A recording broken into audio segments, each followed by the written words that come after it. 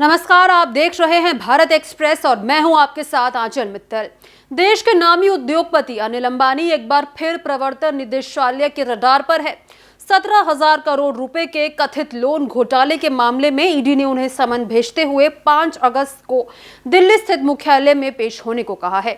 यह मामला अब देश के सबसे बड़े आर्थिक धोखाधड़ी मामलों में से एक बनता जा रहा है। ईडी की इस कार्रवाई की शुरुआत 24 जुलाई को हुई थी, जब अनिल अंबानी ग्रुप से जुड़े देश भर के 35 ठिकानों पर छापेमारी की गई। ये छापेमारी सीबीआई की 2 एफआईआर दर्ज होने के बाद की गई।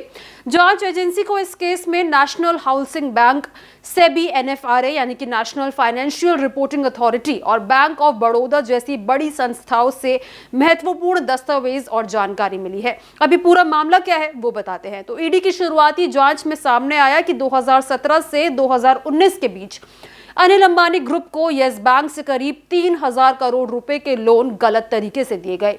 बाद में ये रकम दूसरी कंपनियों में ट्रांसफर कर दी गई।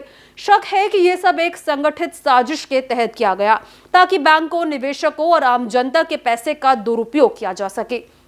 खास बात यह है कि लोन पास होने से ठीक पहले यस बैंक के प्रमोटर से जुड़ी कंपनियों को भारी रकम ट्रांसफर की गई थी। ईडी को संदेह है कि यह पैसा लोन पास करवाने के बदले रिश्वत के रूप में दिया गया हो सकता है। एजेंसी इस एंगल में गंभीरता से जांच कर रही है। सेबी ने ईडी को एक रिपोर्ट सौंपी है, जिसमें आरएचएफएल से जुड़ी वित्तीय अनियमितताओं की जानकारी दी गई है। रिपोर्ट के अनुसार एक ही साल में आरएचएफएल ने कॉर्पोरेट लोन को 3,742 करोड़ रुपए से बढ़ाकर 8,670 करोड़ रुपए तक पहुंचा दिया। यह उछाल काफी ज्यादा संदेहास्पद माना जा रहा है। जांच में यह भी सामने आया कि इस प्रक्रिया में कई आंतरिक नियमों का उल्लंघन हुआ और बैंकिंग मानकों को ताक पर रख दिया गया। ईडी को शक है कि इस लोन वृद्धि का असली मकसद रकम को इधर-उधर घुमाकर उसकी हेराफेरी करना था। इस केस में अब तक ईडी ने देश के कई हिस्सों में फैले 35 से अधिक ठिकानों पर छापेमारी की है।